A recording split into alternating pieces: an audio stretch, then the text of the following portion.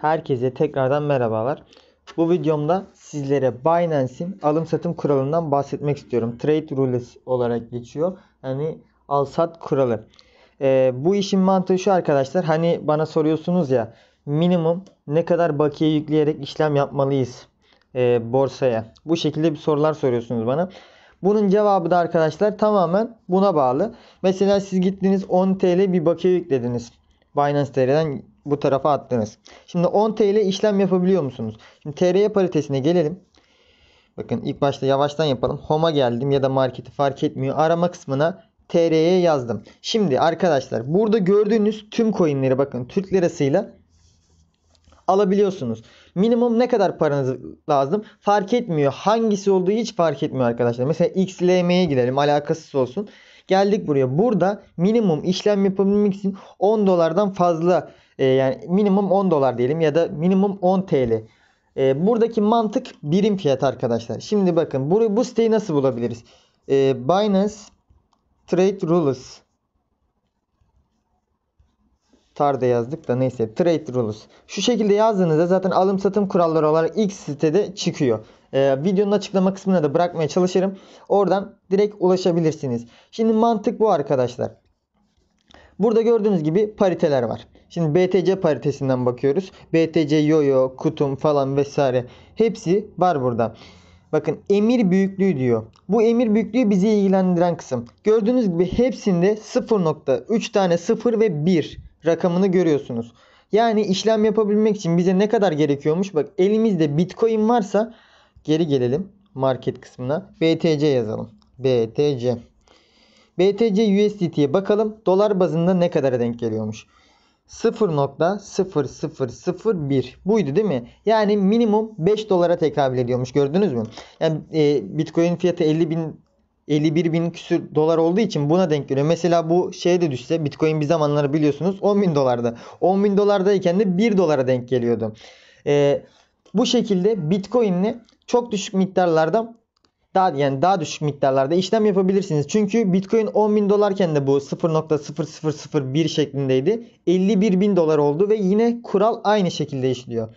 Yani elinizde Bitcoin'iniz varsa ve işlem yapabilmek istiyorsanız minimum 0.0001 Bitcoin'iniz olması gerekiyor arkadaşlar. Şimdi aynı şeyi diğer coin'ler için de bakabiliriz. Gelelim buraya. Mesela altcoin piyasasına gelelim. Ethereum'a. Şimdi gördüğünüz gibi buradaki işlem çiftlerinin hepsi Ethereum üzerine. Yani Ethereum paritesinde. Burada hepsi aynı mı? Evet. Burada da hepsi aynı. Zaten farklı olması saçma olur arkadaşlar. Burada da 0.005 Ethereum gerekiyormuş. Hemen dolar paritesinden bakalım ETH'ye. ETH USDT neredeymiş? Şurada. 0.005. 0.005. Bu da yaklaşık 10 dolara denk geliyor arkadaşlar. Tabi bu yine dediğim gibi mesela bir zamanlar Ethereum 200 dolar civarındaydı. Ne kadar? 1 dolara denk geliyordu o zaman. Bu kural değişmediği için Ethereum 2000 dolar olduğunda şöyle yapalım. Yaklaşık 10 dolara denk gelecek. Yani minimum işlem miktarı değişmiyor. Tabii ki coin bazında. Tabii ki dolar karşılığı değişiyor değeri arttığı için. Buradaki asıl sorumuz şu. Şimdi stabil kripto paralara gelelim. Gördüğünüz gibi arkadaşlar minimum emir büyüklüğü 10 dolar. USDT bakımından. Yani 10 doları TL bazına denk getirirseniz ne kadar yapıyor arkadaşlar? 10 kere 7 yaklaşık 70 TL'ye denk geliyor. Dolar bazında 10 birim. Ben bunu birim olarak adlandırıyorum. Mesela siz elinizde USDT var ve bir tane coin almak istiyorsunuz. USDT yazalım. Rastgele bir tanesine gelin. Mesela GRT almak istiyorsunuz. Alalım. Ala tıklayalım. Bakın bende 1.85 var. Ben şimdi bunu %100 al desem arkadaşlar almayacak. Bakın minimum 10 birim paranız olması gerekiyor diye bana belirtiyor arkadaşlar. Bunun mantığı bu. Şimdi ben burada USDT yaptım ama mesela buraya TR'ye yazarsam da mantığını daha iyi anlayacaksınız. Nasıl yapalım bunu? Buradan seçelim. TR'yi aynen şöyle seçelim o zaman. Şunu da silelim. Şimdi ne oldu? Artık burada TRY paritesini destekleyen coin'ler çıktı karşımıza. TRX, CHZ vesaire. Bakın burada da minimum emir büyüklüğü gördüğünüz gibi 10. 10 dolar nerede? 10 TL nerede? 10 dolar 70 lira yapıyordu. 10 TL zaten 10 TL. Ama yine 10 birimlik miktarla işlem yapabiliyoruz. Yani buraya TR'ye yazalım. TRY. Şimdi geldik buraya. Mesela XLM alalım. Yani alakasız coinleri gösteriyorum bilerek. Bilindikleri göstermiyorum. Buradan işlem yapabilmem için bende minimum 10 TL olması gerekiyor. Dolar paritesinden işlem yapmam için ne gerekiyordu arkadaşlar? Minimum 10 dolar gerekiyordu USDT. Yine aklınıza takılıyorsa mesela ben dolar almak istiyorum diyelim. Yani paramı USDT'ye çevirmek istiyorum. Minimum ne kadar gerekiyor artık öğrendiniz. 10 dolar olması gerekiyor. Tabi siz bunu tam 10 yaparsanız kabul etmeyecektir. Onun için 10.1 yapmanızı tavsiye ediyorum. Tam onu desteklemiyor arkadaşlar. 10.1, 10.2 şart. Hadi hiç olmuyorsa 10.5 dolar yapın bunu. Yani minimum yüklemeniz gereken miktarı bu şekilde kendiniz belirleyebilirsiniz. Şimdi şöyle bir şey daha var. Bunu da bahsedeyim aklıma gelmişken. Tabi aklıma gelmeyen daha birçok detay olabilir ama önemli olan bu işin mantığı arkadaşlar. Şimdi ne dedik biz? TRY paritesine yani birim bakımından bakılıyordu. Türk lirası ile işlem yapmak istiyorsam minimum 10 TL gerekli. Yeterli demiştik değil mi? Şimdi ben gittim 10 TL'ye TR'ye yazalım tekrardan buraya. USDT'ye çevirdim. Şimdi USDT'nin desteklediği coinler çok fazla değil mi? Bundan dolayı da ben USDT kullanmak istedim. Geldim buraya.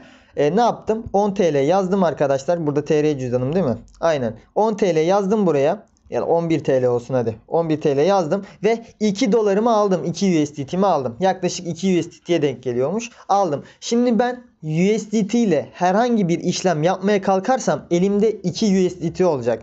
Yani hiçbir şey alamayacağım. Çünkü USDT'nin minimum işlem miktarı 10 birimde arkadaşlar. 2 tane yetmiyor. 10 tane olması lazım. Bu şekilde bir sıkıntı yaşayabilirsiniz. Bunlara dikkat edin. Tekrar söylüyorum. Siteyi videonun açıklama kısmına bırakırım ama Binance alım satım kuralı yazarsanız da bakalım çıkıyor mu? Aynen. Binance alım satım kuralı yazdığınızda da zaten karşınıza ilk site olarak çıkacaktır arkadaşlar bunlar. Buradan göz gezdirebilirsiniz. Bakın sizin için önemli olan miktar minimum emir büyüklüğü. Bu alım satım yapacağınız kısım bu. Minimum emir büyüklüğü. Mesela BNB'de 0.05'miş. Bakalım ne kadar denk geliyormuş. Buna da bakalım son kez. BNB biliyorsunuz Binance'in kendi coin'i. BNB USD'di. 0.05 yaptığında bu da yaklaşık 10 dolara denk geliyor. Yani muhtemelen 10 dolarla tüm coinlerde alım satım yapabileceksiniz. Yani minimum 70 lira civarında. Yani 80 lira yüklerseniz en azından bir kerelik de olsa alım satım yapabileceksiniz arkadaşlar. Buna dikkat edin. Ama dediğim gibi 10 TL ile de işlem yapabiliyorsunuz. Ama bu yaptığınız işlem tek seferlik olur. Çünkü 10 birim gerekiyor ve biliyorsunuz TL'nin değeri diğer paralara göre, diğer para birimlerine göre çok düşük kalıyor. Yani 10 dolarla da işlem yapabiliyorsunuz. 10 TL'de işlem yapabiliyorsunuz. Eğer 10 TL işlem yaparsanız başka bir işlem yapamazsınız. 10 dolarla işlem yapabilirseniz kar zararınıza göre işleminizi devam ettirme şansınız mevcut. Çünkü minimum 10 birim para gerekiyor arkadaşlar. Umarım anlatabilmişimdir sizlere. Bu videoyu burada sonlandırıyorum. Kendinize iyi bakın. Hoşçakalın.